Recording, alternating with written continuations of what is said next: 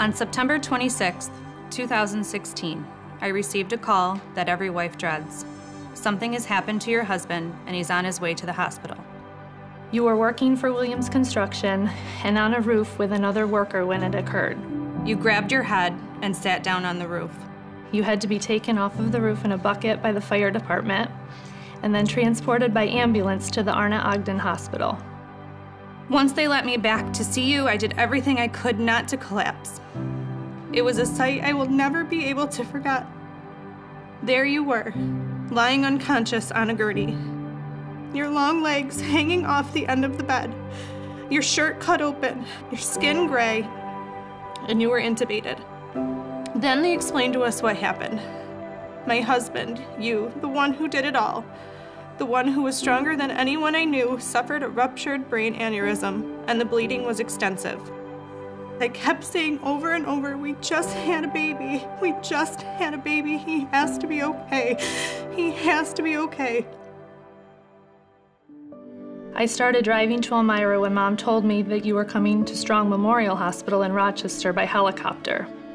One of the Mercy Flight staff members told me to hold your hand, kiss your head, and tell you I loved you. It was at that moment I realized it could be the last time I would ever be able to do those things. I was scared I would have to tell our 4-year-old that his daddy went to heaven. I was scared he wouldn't understand. But deep down, I held on and believed that couldn't happen. God couldn't do that to us. I turned around and was in the emergency department when I heard the helicopter land above us. I was so terrified but relieved at the same time that you had made it to Rochester, where they have the absolute best neuro care. According to the neurosurgeon, Dr. Bala, you were in dire condition upon arrival. You needed surgery to place coils in the aneurysm site that would cause clotting and prevent further bleeding. When we arrived at the hospital, you were still in surgery, and we all waited in silence for the results. The waiting room was being flooded with prayers. When your surgeons came in, they said they were able to repair the aneurysm, but that you were still very critically ill. You were admitted to room 11 in the neuro ICU. As you know, Jamie's association with the number 11, we took this as a powerful sign. You were on a ventilator with tubes coming out in every direction. Mom, of course, was an emotional mess, but Dad is the worst of all. He sits and stares at your monitors and periodically has these total breakdowns. We all stood next to your bed in hopes of seeing you wiggle your finger, a toe, blink, any sign to show you were in there. I was scared to death of what might happen, but I knew with all my heart that you were in the best hands with your doctors and nurses. Dr. Tom, the neurosurgeon, said, "These patients often don't make it to us."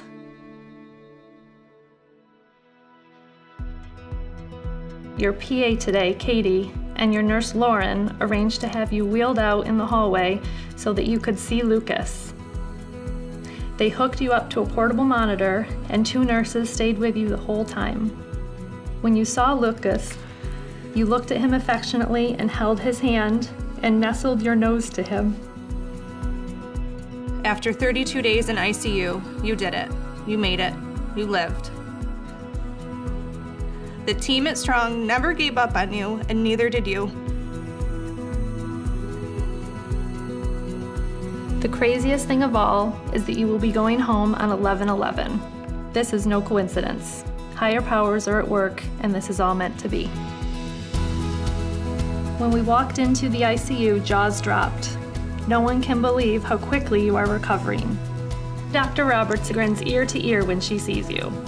She asked you if you would be willing to be their chosen patient for an annual conference this spring to represent that even with severe brain injury, recovery is possible.